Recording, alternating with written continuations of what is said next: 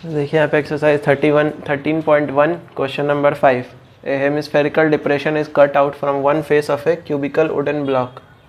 एक hemispherical depression का मतलब होता है कि हेमिस्फेयर जो है वो काट के निकाला गया है एक फेस से। यहाँ वन फेस लिखा है मतलब कि सिर्फ एक फेस से।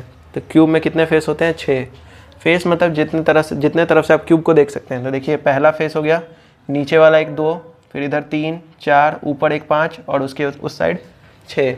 ठीक है, तो 6 फेसेस होते हैं। Such that the diameter L of the hemisphere, तो इस हेमिस्फेयर का हम लोग एज्यूम कर रहे हैं कि ऊपर से काट के निकाल लिया गया है। तो इसका डायमीटर कितना दिया हुआ है? एल। ठीक है, और क्वेश्चन में दिया है कि ये जो डायमीटर है ये क्यूब के साइड के बराबर है, ये क्यूब के एज के। तो यानी कि इसका लेंथ एल होगा, ब्रेथ एल होगा और हाइट भी एल ही होगा। ठीक है, लेंथ, ब्रेथ और हाइट तीनों क्या होगा? एल होगा। और हेमिस्फेयर का डायमीटर भी एल दिया हुआ है। तो हम लोग को डिटरमाइन करना है surface area of the remaining solid. Remaining solid का मतलब यहाँ क्या कहना चाहता है कि जो क्यूब था उसमें ऊपर से आपने एक हेमिस्फेयर काट के निकाल लिया है।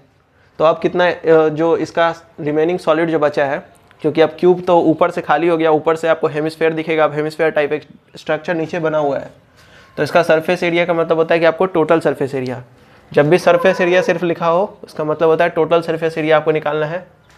ठीक है, तो उसके लिए हम लोग देख लेते हैं यहाँ पे क्या दिया हुआ है। सबसे पहले तो डायमीटर दिया हुआ था एल, तो रेडियस कितना हो जाएगा आपके पास? l/2। और ये डायमीटर किसके बराबर है? एज ऑफ क्यूब के बराबर भी है। ठीक है, तो देयरफॉर सरफेस एरिया किसके बराबर हो जाएगा? Surface area of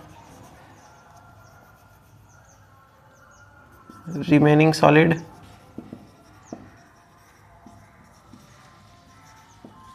surface area of remaining solid क्या होगा? सबसे पहले तो जो चारों सरफेस एरिया मतलब टोटल सरफेस एरिया बाहर से आपको कितना दिख रहा है, तो चारों दीवार का एरिया जो एरिया ऑफ सी एस है या फिर एरिया ऑफ 4 वॉल्स जिसको हम लोग कहते हैं।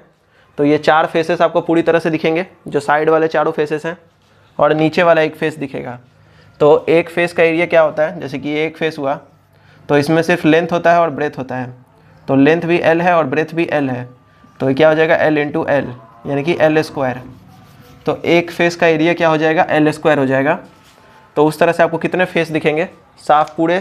तो एक नीचे वाला, 2 लेफ्ट में, फिर राइट में और एक पीछे, तो टोटल 5 फेसेस। तो 5L स्क्वायर आपको दिखेगा अच्छे से। 5 इंटू साइड स्क्वायर आप लिख लें पहले, तो 5 इंटू साइड स्क्वायर, तो 5 फेसेस आपको पूरी तरह से दिखेंगे। प्लस जो ऊपर वाला जो फेस होगा उसमें से तो आपने हेमिस्फेयर काट के निकाल लिया है, तो ऊपर वाला फेस के जगह पे आपको क्या दिखेगा? हेमिस्फेयर।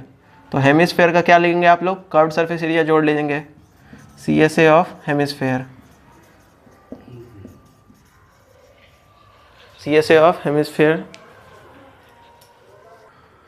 देखिए यहाँ पे 5 नहीं होगा, यहाँ पे 6 लेंगे हम लोग, क्योंकि 6 फेसेस सरफेस एरिया जैसे हेमिस्फेयर है, तो ऊपर वाले फेस से हम लोग हेमिस्फेयर काटेंगे तो कुछ एरिया इस साइड में, यहाँ पे कुछ एरिया, यहाँ चारों साइड पे कुछ एरिया बच जाएगा। तो इसलिए हम लोग total surface area of cube लेंगे। इसको आप TSA ऑफ क्यूब भी लिख सकते हैं इसके जगह पे।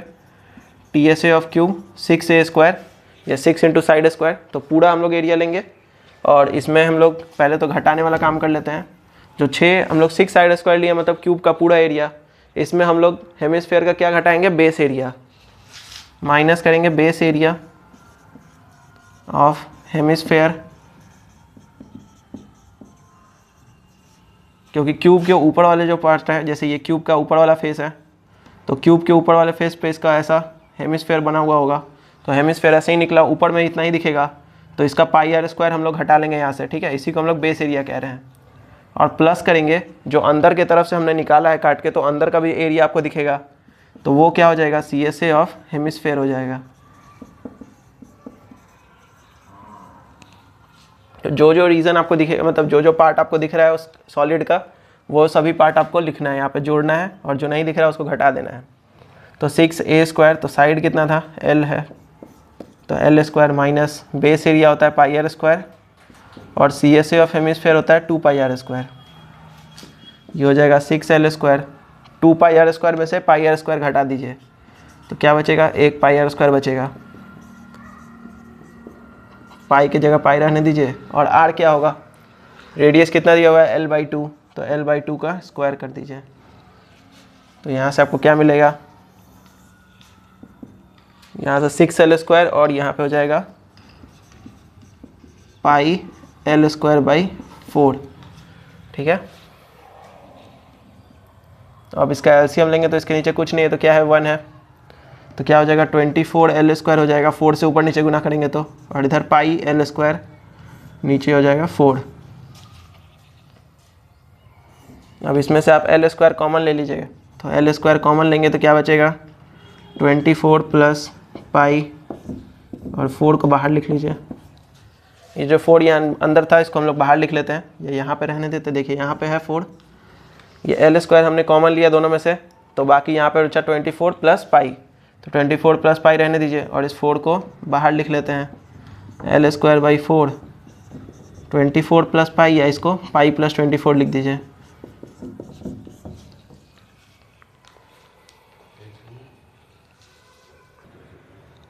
तो देखिए यहाँ पे यही आपका आंसर दिया हुआ है। इसको आप ऐसे भी लिख सकते हैं 1/4l², या l²/4 भी सही है।